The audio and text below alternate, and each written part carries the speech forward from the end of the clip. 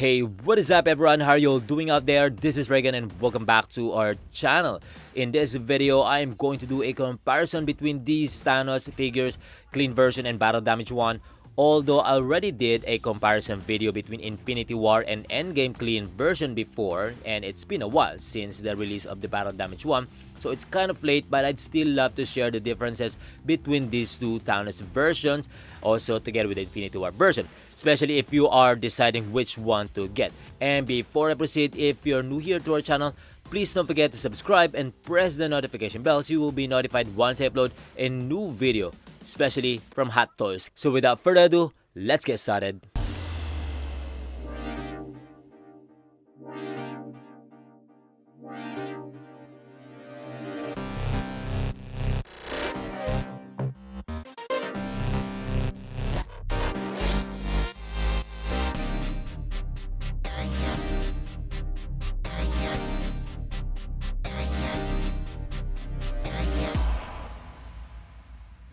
Let's start off with his double-edged sword. It still has the same look, the details, colors, paint apps, and weatherings are totally the same.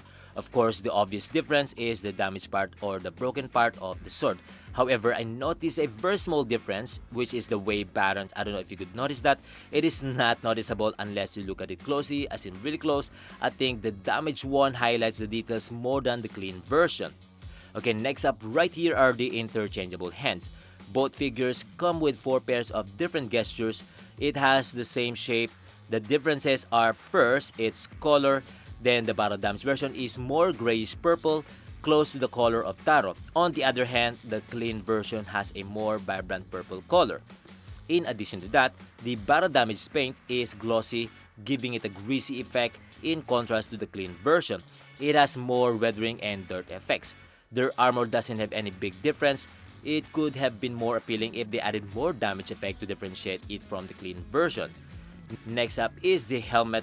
Both have weathering effects, but again the obvious difference is there are more damage effects in the battle damage 1.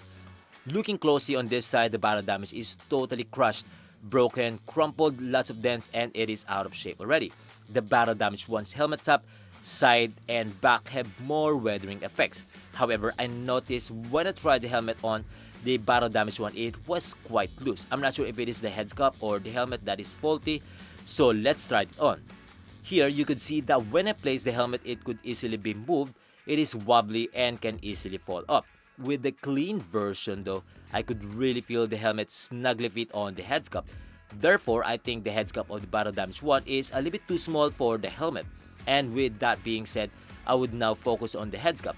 First off is the skin color. As I mentioned earlier, the hands of the battle damage 1 is more grayish like Taro, while the clean version has the vibrant purple color. If you are going to compare the Infinity War version, it has a different color tone. Actually, I thought it has the same color tone with the battle damage version.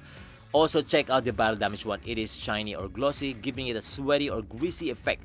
The 2 version on the other hand has matte paint. Lastly, the details of the wounds and dirt effects on the face can only be seen in the battle damage 1. Let's move on to the main figure. Starting from the bottom, both have the same look, shape, and details on the leg part. Hot Toys just added some shading and damage effect onto the same spot, like slice and carve damage. For sure, you could notice that too.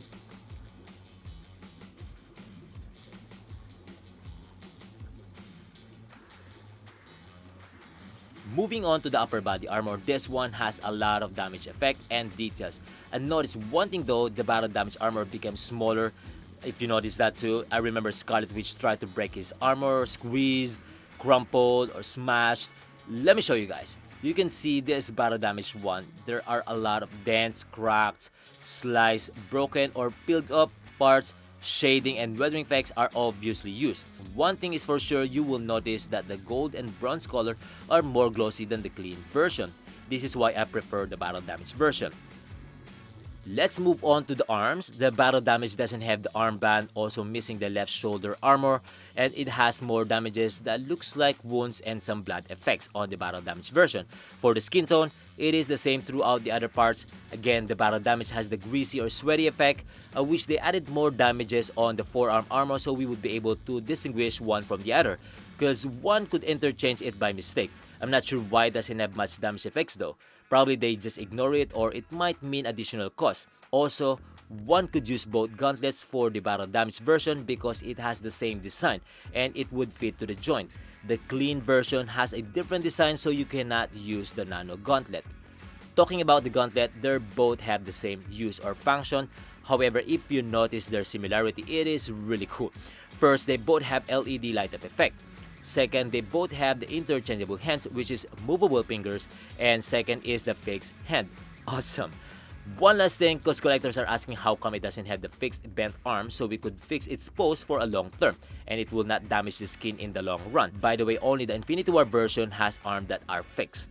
Lastly, let's talk about the articulations except for the Infinity War. The two other figures could do the same poses and have more range, while the Infinity War doesn't have that wide shoulder armor. Thus, it has bigger range of motion because the movement won't be blocked by the armor.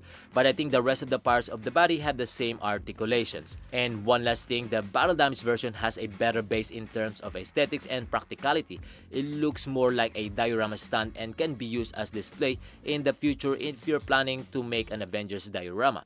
And so, my advice to some collectors, I think if you are going to choose among these three Thanos, it still depends on which part of the film or version of Avengers movie you like the most. You may opt for iconic poses or probably a particular part of Infinity War, the movie, or a clip from the last movie of Avengers Endgame. You even can choose from different versions. The first part of the movie clean version or the last part of the film wherein Thanos was defeated.